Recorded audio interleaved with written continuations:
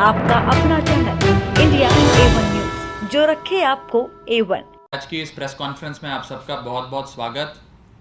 एक महत्वपूर्ण विषय पे आज की इस प्रेस कॉन्फ्रेंस को बुलाया गया है।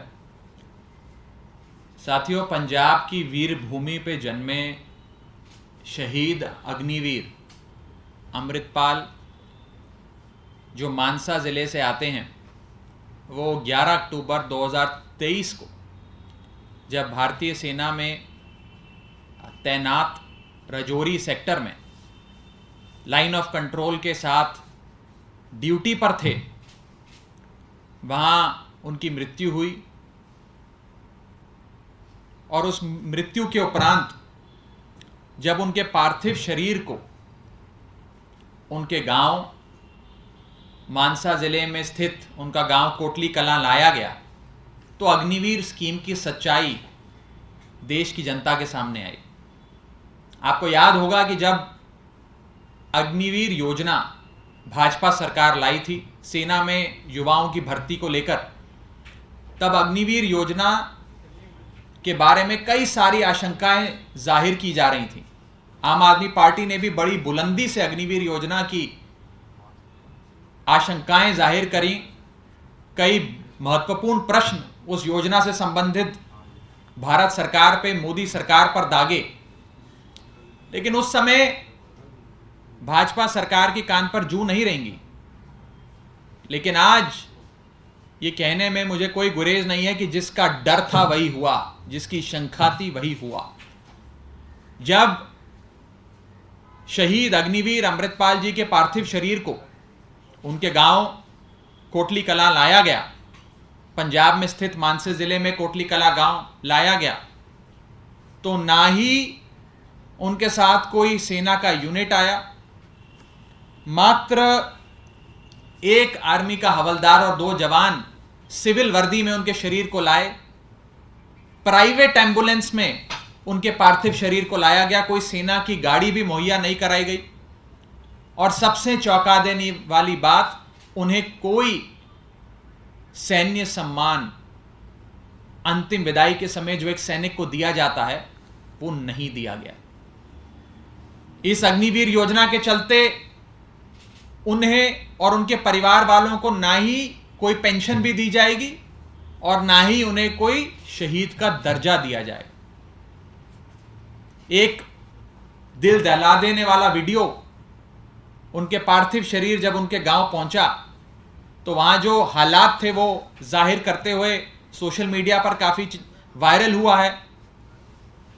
केंद्र में बैठी भाजपा सरकार से लोगों ने कई सवाल पूछे हैं कि क्यों एक अग्निवीर जिन्हें सेना में भर्ती किया गया, जो ऑन ड्यूटी शहीद हुए, राजौरी सेक्टर में लाइन ऑफ कंट्रोल के साथ ड्यूटी पर थे जब उनकी मृत्यु हुई, तो क्यों उन्हें शहीद का दर्जा नहीं दिया गया, क्यों उन्हें कोई सैन्य सम्मान नहीं मिला, और क्यों उनकी शव को, उनके पार्थिव शरीर को एक प्राइवेट एम्बुलेंस और सिविल वर्दी में भेजा गया, ना ही उन्हें तिरंगे झंडे में लपेटकर उनके परिवार वालों को सौंपा गया, और ना ही कोई सैन्य सम्मान, अंतिम श्रद्धांजलि सेना द्वारा उन्हें प्रदान करी गई। क्या यह है अग्निवीर स्कीम की असली सच्चाई? इस विषय में आगे बढ़ने से पहले मैं एक महत्वपूर्ण अनाउंसमेंट करना चाहता हूं, घोषणा करना चाहता हूं। आप सब जानते हैं कि आम आदमी पार्टी, अरविंद केजरीवाल जी की आम आदमी पार्टी सैनिकों का अपमान नहीं देख सकती और हमेशा सैनिकों के और उनके परिवार वालों के सम्मान में मैदान में खड़ी नजर आती है। और इसी भाव के चलते आज आम आदमी पार्टी की पंजाब सरकार ने यह फैसला लिया है कि शहीद अग्निवीर अमृतपाल जी को पंजाब सरकार 1 करोड़ रुपए की सम्मान राशि, उनके परिवार वालों को सहायता राशि देगी, उन्हें शहीद का दर्जा देगी, और इसी के साथ साथ इस शोक की घड़ी में उनके परिवार के साथ कंधे से कंधा मिलाकर खड़ी होगी।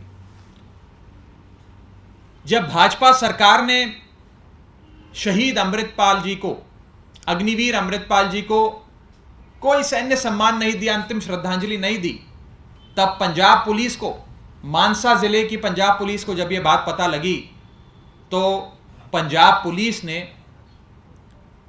अंतिम विदाई के समय पूरे स्टेट ऑनर्स और राजकीय सम्मान देने का फैसला किया और उनकी अंतिम यात्रा पे पंजाब पुलिस ने सम्मान के साथ, राजकीय सम्मान के साथ उन्हें अंतिम विदाई दी। साथियों, हम परमात्मा से प्रार्थना करते हैं कि शहीद अग्निवीर अमृतपाल जी को अपने श्री चरणों में स्थान दे। लेकिन आज इस इंसिडेंट के बाद केंद्र में बैठी भाजपा सरकार की नीतियों पर एक बहुत बड़ा प्रश्न चिन्ह खड़ा होता है। मैं आपको साफ तौर पे बताना चाहता हूं कि यह देश सैनिकों की वजह से है, नेताओं की वजह से नहीं है। यह बात जितनी जल्दी भाजपा सरकार समझ ले उतना देश के लिए अच्छा। हमने शुरू से कहा था कि अग्निवीर योजना देश की सेना के साथ एक खतरनाक प्रयोग है। कहीं ना कहीं इससे सेना के बल पर और सैनिकों के मनोबल पर प्रभाव पड़ेगा। इस स्कीम को मत लागू करिए। लेकिन भाजपा सरकार के कान पर जू नहीं रहेंगी, जिसका आज जीता जागता उदाहरण हमने कोटली कलां के मानसा जिले में स्थित शहीद अग्निवीर अमृतपाल जी के केस में हमने देखा। यह अग्निवीर स्कीम आनन फानन में लागू करी गई और विपक्ष की जितनी आशंकाएं थीं, उन सारी आशंकाओं को कहीं ना कहीं सच साबित करने का काम इस स्कीम ने किया। मैं अपनी बात को आगे बढ़ाने से पहले 5 महत्वपूर्ण सवाल भाजपा सरकार से पूछना चाहता हूं। मेरा पहला सवाल, क्या 19 वर्षीय शहीद अग्निवीर अमृतपाल जी को सैन्य सम्मान ना मिलना, उनकी अंतिम विदाई पर उन्हें सम्मान नहीं मिलना, क्या भारतीय सेना का अपमान नहीं है? क्या यह सेना के मनोबल को चोट नहीं पहुंचाएगा? भाजपा सरकार से मेरा दूसरा सवाल कि ऑन ड्यूटी अग्निवीर अमृतपाल जी की शहादत के उपरांत आपने उन्हें कोई सम्मान नहीं दिया, तो इस बात की क्या गारंटी है कि 4 साल की ड्यूटी समाप्त होने के बाद इन अग्निवीरों का भविष्य सुनहरा होगा? मेरा तीसरा सवाल भाजपा की सरकार से, क्या भाजपा की सरकार नियमित जवानों और अग्निवीर जवानों के बीच में कोई भेदभाव करती है? क्या नियमित जवानों की शहादत शहादत है, लेकिन अग्निवीर जवानों की शहादत शहादत नहीं है? क्या कोई भेदभाव करती है भाजपा सरकार? यह बात वो जनता के सामने रखे। मेरा चौथा सवाल, क्या दुश्मन की गोली लगने की वजह से मृत्यु होना ही शहादत कहलाने के लायक है? क्या दुश्मन की गोली लगने से मृत्यु जो हुई, क्या उसी को शहादत बोला जाएगा? क्या ऑन ड्यूटी यदि कोई व्यक्ति किसी कारणवश शहीद होता है, मृत्यु के घाट उतरता है, तो क्या उसे शहीद नहीं कहा जाएगा?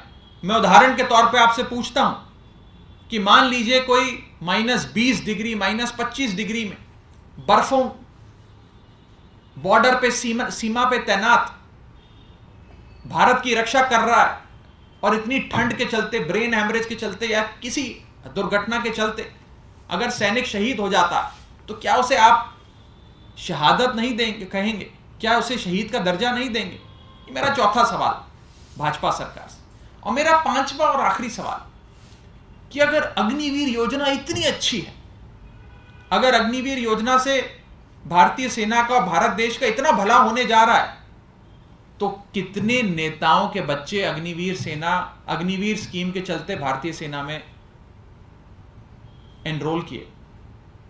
अगर अग्निवीर स्कीम इतनी अच्छी है और उससे सेना का और देश का इतना लाभ होने जा रहा है, तो कितने नेताओं के बच्चे हैं जो अग्निवीर योजना का फायदा उठाते हुए सेना में भर्ती हुए?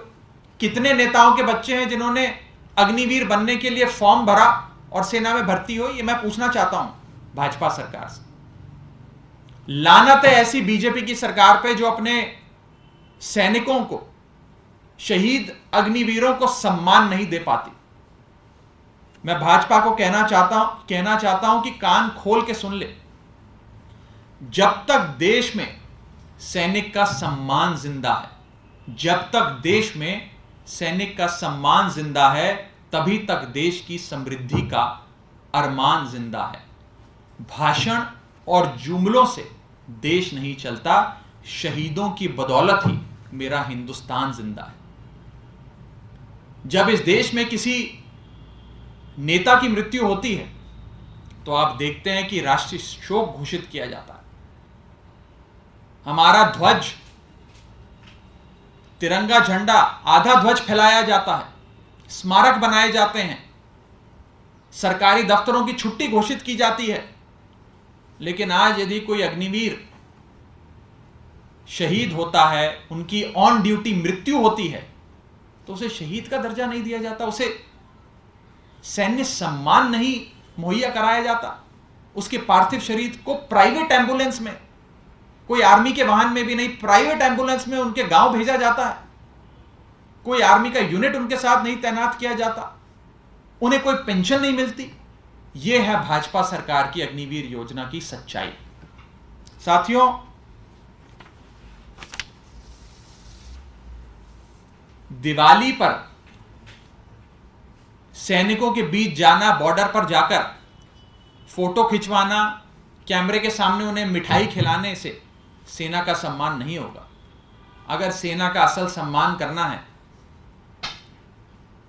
तो शहादत के उपरांत उन्हें पूरे सम्मान के साथ, सैन्य सम्मान के साथ अंतिम विदाई दी जाए। दुख की घड़ी में उनके परिवार के साथ खड़ा हुआ जाए और कॉस्ट कटिंग की आड़ में ना उनकी पेंशन रोकी जाए, ना उनका मुआवजा रोका जाए। यह है असल सम्मान। अगर भाजपा सरकार भारतीय सेना की वास्तव में सम्मान करती है, इज्जत करती है, तो फोटो खिंचवाना और मिठाई खिलाना बंद करे, हमारे अग्निवीरों को सम्मान देना शुरू करे। अंत में बस इतना ही कहना चाहूंगा कि इस देश में सेना की और सेना से जुड़ी जो योजनाएं हैं, उनकी हालत कुछ इस प्रकार है कि ओआरओपी का अपना हक पाने के लिए, अधिकार पाने के लिए पूर्व सैनिकों को सालों तक भारत देश की सड़कों पर आंदोलन करना पड़ा। भारतीय सेना में भर्तियां खुलवाने के लिए देश के करोड़ों युवाओं को सड़कों पर आंदोलन करना पड़ा और अग्निवीर योजना आने के उपरांत उसमें संशोधन करवाने के लिए, उसे ठीक करवाने के लिए, उसके गलत पॉइंट्स को हटवाने के लिए देश के युवाओं को प्रोटेस्ट करना पड़ा, लाठियां खानी पड़ी, धरना करना पड़ा, आंदोलन करना पड़ा। लानत है ऐसी भाजपा सरकार पे जो भारत की सेना का सम्मान नहीं करती। एक तरफ भाजपा की सरकार है जिसने अग्निवीर अमृतपाल जी को शहीद का दर्जा नहीं दिया, सैन्य सम्मान नहीं दिया, जिन्हें पेंशन के परिवार को नहीं दी, और दूसरी तरफ आम आदमी पार्टी की अरविंद केजरीवाल जी के नेतृत्व में चल रही भगवंत मान सरकार है, जिस सरकार ने उन्हें शहीद का दर्जा के साथ साथ 1 करोड़ की सम्मान राशि दी, जिस सूबे की पंजाब पुलिस ने उनके परिवार के साथ कंधे से कंधा मिलाकर पूरे राजकीय सम्मान के साथ उन्हें अंतिम विदाई दी। साथियों, अंत में मैं बस भाजपा को इतना ही कहना चाहता हूं कि ये देश नेताओं से नहीं, ये देश सैनिकों से है, सेनानियों से है। देश की सेना का सम्मान करना सीखो। इस संदर्भ में आपका कोई सवाल हो तो आप पूछ सकते हैं। इसके आर्मी की तरफ से स्पष्टीकरण आया कि सेल्फ इंस्पेक्शन कंफर्ट इंजरी की कोई मतलब युद्ध में या ऐसे कहीं। देखिए, मैंने अपनी प्रेस वार्ता में इस पॉइंट को एड्रेस करते हुए आपसे बात कही थी कि क्या दुश्मन की गोली लगने से मृत्यु होना ही शहादत कहलाने लायक होगा? यदि कोई ऑन ड्यूटी भारत की सेना में काम कर रहे, बॉर्डर पर तैनात किसी कारणवश उनकी मृत्यु हो जाती है तो क्या उन्हें शहीद नहीं कहा जाएगा? मैं उदाहरण देता हूं। भारत के बर्फीले इलाकों में तैनात बॉर्डर की रक्षा कर रहे हमारे सैनिकों में से किसी एक की परमात्मा ना करे ठंड की वजह से ब्रेन हैमरेज के चलते मृत्यु हो जाए, वो ऑन ड्यूटी उन्हें मौत हुई, लेकिन क्या भारत सरकार, भाजपा सरकार उन्हें शहीद नहीं कहेगी, उन्हें शहीद का दर्जा नहीं देगी? एक बहुत बड़ा प्रश्न चिन्ह है जो आज इस अग्निवीर योजना पर भी और भारत सरकार की नीयत पर भी, भाजपा सरकार की नीयत पर भी खड़ा होता है। और भले ही भाजपा उन्हें शहीद ना कहे, आम आदमी पार्टी और आम आदमी पार्टी की सरकार उन्हें शहीद का दर्जा भी देगी, 1 करोड़ रुपए की सहायता राशि उनके परिवार वालों को देगी, उनको पूरा अंतिम विदाई राजकीय सम्मान के साथ देगी और इस शोक की घड़ी में कंधे से कंधा मिलाकर उनके परिवार के साथ खड़ी होगी। आप अपने घर के मामले को लेकर हाईकोर्ट में आपने अपील की, उसमें क्या आपको तकलीफ? अभी मामला विचाराधीन है कोर्ट के, जब नतीजा आएगा तो सबसे पहले मैं आपको बताऊंगा। और कोई विषय? Thank you.